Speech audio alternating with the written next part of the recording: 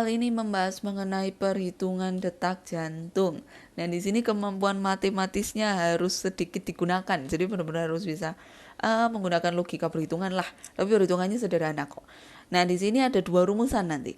Ada tentang pengaruh usia terhadap rata detak jantung yang bisa dirumuskan. Jadi kalau usia sekian, kira-kira rata-rata detak jantungnya berapa? Itu ada rumusnya.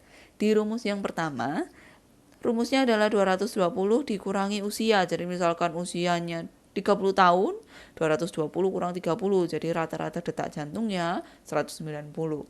Nah, tapi rumusan ini kemudian diubah menjadi rumusan yang kedua, di mana rata itu didapat dari 208 dikurangi 0,7 dikalikan dengan usianya. Jadi misalkan tadi usia 30 tahun, 0,7 dikali dulu dengan usia, karena kalau ada dalam kurung kan dihitung terlebih dulu. Jadi 0,7 dikali dengan 30, kemudian 208 dikurangi dengan hasil perkalian tadi. Ini rumusan yang kedua. Yang menjadi pertanyaan, pada usia berapa sih tidak akan ada perbedaan dari hasil pengukuran menggunakan rumus pertama dan rumus kedua? Jadi usianya berapa, dihitung pakai rumus pertama rata sekian, dihitung pakai rumus kedua ratanya juga sekian. Jadi harus sama ini hasil perhitungannya di usia itu. Mau pakai rumus pertama, mau pakai rumus kedua, hasil perhitungannya sama. Nah, kuncinya di sini kalian harus bisa merumuskan. Kalau dikatakan usia di mana tidak ada perbedaan, kalian harus bisa memisalkan ini. Katakan sebagai N, notasi yang paling sederhana kalau dalam matematika, kalau untuk bilangan yang belum diketahui. Jadi di sini rata 1 dan rata 2 hasilnya sama, maka boleh dirumuskan rata 1 sama dengan rata 2. Lalu kalian tinggal masukkan rumusnya. Rata 1 itu 220 min N, rata 2 208 kurangi 0,7 kali N. Kenapa N? Karena di sini usia. Usianya sama nih, usianya kapan sih waktu dihitung pakai rata 1 sama dihitung pakai rata 2 sama, jadi usianya harus sama-sama N. Kemudian 220 min N tetap, 0,7 dikali N menjadi 0,7 kurang N. Lalu kalian pindah ruas yang N ketemu dengan yang N. Yang angka ketemu dengan angka. Jadi kalau di sini saya pindahkan 208-nya ke kiri, saya pindahkan negatif N-nya ke kanan. Kemudian kalau pindah ruas harus pindah tanda, harus perubahan tanda.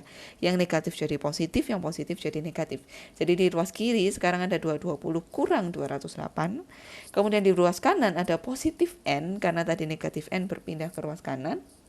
Jadi positif N dikurangi 0,7 N. Nah, kalau ada N kayak gini sebenarnya kan 1, jadi 1 N. Kalau 2 N ya ditulis saja 2 N. Kalau 0,5 N tulis saja 0,5 N. Tapi kalau nggak ada apa-apanya ini artinya 1.